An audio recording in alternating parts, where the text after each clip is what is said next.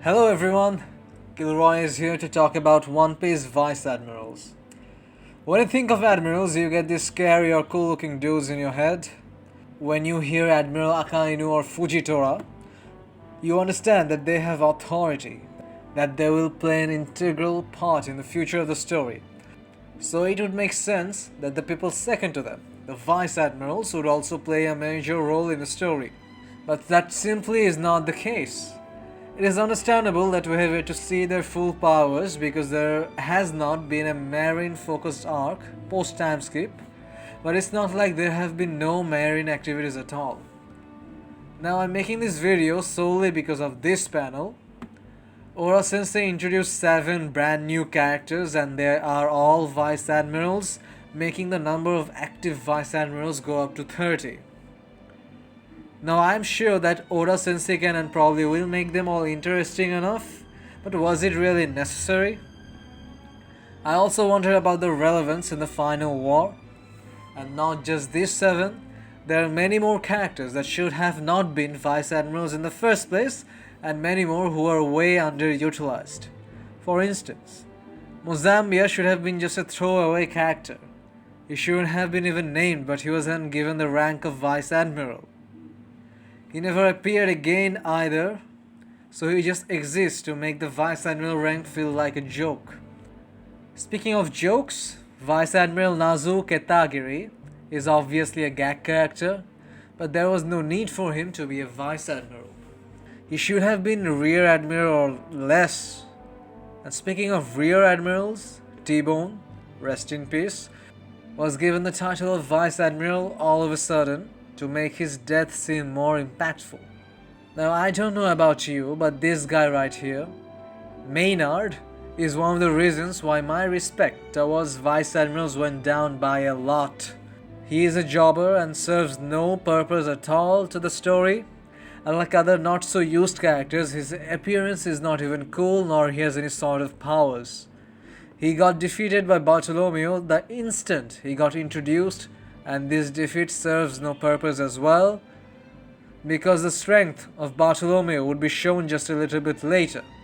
Now compare this guy, Maynard, to Momonga, Oniguma or even Bastille, who was present with him in Dressrosa. The difference in power and quality is one of the reasons why Vice Admirals are not taken that seriously when they definitely should be. Now these 2 giant Vice Admirals fought impressively enough in the Paramount War, but they really don't need to be Vice Admirals. Maybe make just one of them Vice Admiral. Only Lacroix appeared for a brief moment post time skip and Lons hasn't appeared yet. Another character who doesn't need to be Vice Admiral is Draw, but he is just in the Ace novel, so I will disregard him in anyways. Now it is understandable that newer Marines have yet to be explored fully and they might get under the limelight in the next arcs. Doll, Gion, Tokikake fall under this banner, as they have potential to be great characters. But there is no excuse for Cancer, Komil and Stainless. They are few of the oldest Vice Admirals to be introduced. Komil is even a base commander of G2. Although Stainless has appeared significantly more in the anime, Komil and Cancer have done nothing. Cancer has an interesting design, so his character feels like a waste. Also, Vice Admiral Dalmatian is strong enough to punch a Luffy and has a unique zone, as he is able to morph only parts of his body. But he was only present during the war, not before or after. I only hope Oda has not forgotten them and will include them in the final saga. Now, I'm not going to talk only about the negatives. Bastille, Momonga, Suru, John Giant are examples of not only good Vice Admirals, but also well-written characters. I don't see Bastille making any further impact, but the other 3 will be influential in the future. John Giant is the first Giant Marine, essentially a delegate for the Giants, so he is an important figure and strong enough. Fun fact, John Giant is the first Vice Admiral to be shown in the series. Sue has an interesting connection with Doflamingo, and she is already a historical figure. She probably will come back in the story in a major way, along with Doflamingo. We get to see a lot of Momonga during Boa Hancock's transportation to Impel Down. He has a strong sense of justice and enough strength to back it up with. His personality is not empty either. He will definitely come back in a big way. Now we can't speak about Momonga without the other 4 OG Vice Admirals who were deployed to Enies Lobby for the Bastard Call: Yamakaji, Onigumo, Strawberry, and Doberman. As we have seen recently, with Yamakaji being an Amazon Lily and Doberman currently being part of the Egghead raid, Oda clearly values them. Even still, these two have not appeared enough post-time skip. Onigumo has not appeared at all, even though he is a follower of absolute justice within yet unnamed spider zone. But he probably will appear as a lapdog of Akainu.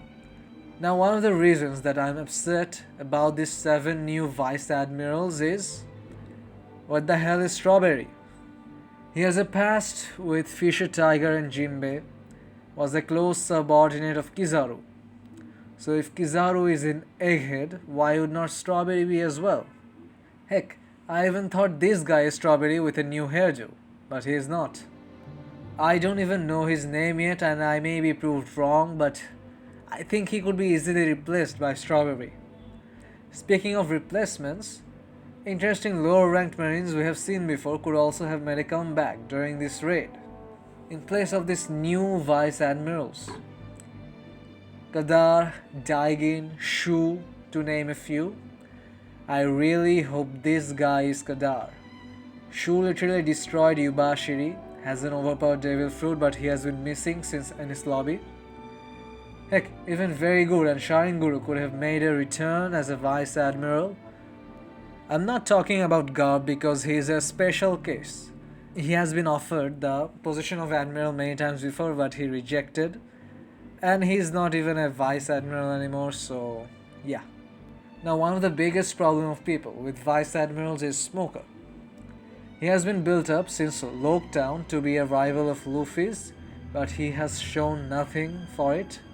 He had an interesting character arc when he was a captain during Alabasta, but after time skip, during Punk Hazard, he was simply disappointing.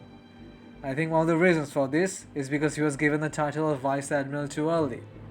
If he was a rear admiral and then beat Virgo all on his own, then people would not mind calling him a rival of Luffy.